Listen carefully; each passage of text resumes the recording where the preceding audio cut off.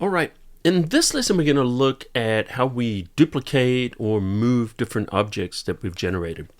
So we got this shot from Central Park. What we're going to do is we're going to create a truck. So I'm just going to make a selection using the lasso tool. We'll just kind of start down here and just grab a nice big area here. Now we're going to hit Generative Fill. So we're going to go a little bit more advanced with the setup this time. Rather than just doing a truck, we want to define the color. So we're going to do a 1950s style green rusty pickup truck. So see, it's a little bit more descriptive. But the other thing is I want to make it fit in the environment, so I put snow on top. If I don't put snow on top, it's probably not going to get any snow. So we want to make it match the scene. Let's hit generate. All right, let's see what we've got for results. That's the first one, second one, and the third one. So I'm thinking the first one looks probably the most realistic. Although remember, in time, these are going to get better and better. But we're going to work with this. This is great. So what happens if I want to move this or make a copy of it? So I'll show you the quick way to make a copy.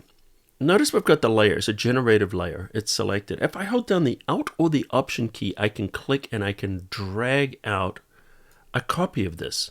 Notice that we've now got another generative layer. The problem with this is, notice it doesn't fit into the background. Because when it cuts out the selection area and generates into that area. So what do we do? Well, we've got a couple of options. First of all, what happens if I'm here and I hit generate again? I think you know what's going to happen. It's going to generate a new truck, maybe even a better one. We'll see, but it's not going to generate the same truck. But watch the background. When it generates a new truck, see that? Now it does blend it into the background because of that generation. But these are different trucks. We don't have the same truck. So when you duplicate something, it's very hard to get exactly the same. I mean, this one's actually kind of similar, but it's still not the same, right? So let me just get rid of that.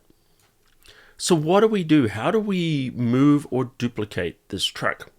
Well, let me show you. I'm going to hold the Alt or the Option key, and I'm going to drag this truck in here. Now I want to blend this into the environment. So we're working on this layer. So the best way to do that is let's load the selection from the truck first. So we're going to go under the Select Object Selection or Quick Selection, either of these, and we're looking for Select Subject. Let's choose Cloud, and we're going to choose Select Subject. So now what it's going to do is it's going to create a selection around the truck. Now I want to save this selection. So I'm going to choose Select and Save Selection. And we'll call it Truck. Click OK. Now, we could have just cut this out and masked it out traditionally, but let me show you what we can do here to make it just kind of, because if you look at, see where it kind of blends here, it's exactly the same, right?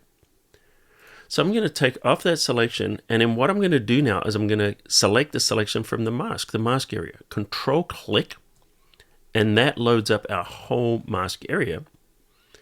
But now what I want to do is I want to remove the truck. So we're selecting just basically this area around the truck.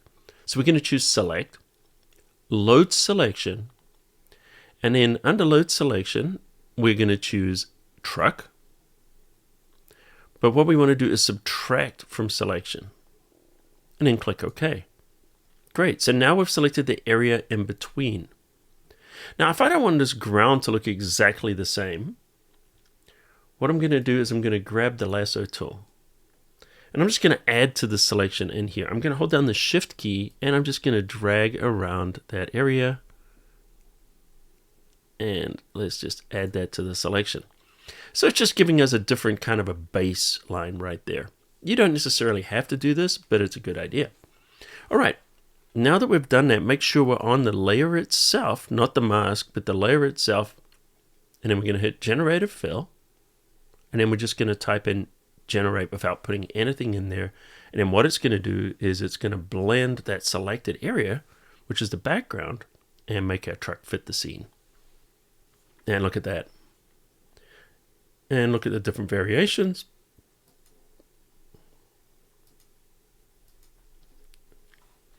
So that's how you can duplicate something and keep exactly the same object. And if I just wanted to, do something like maybe I just wanted to move it, I can always hide the original. So there we go. We've got that truck there. There's our selections there. All right. So hopefully you find that useful.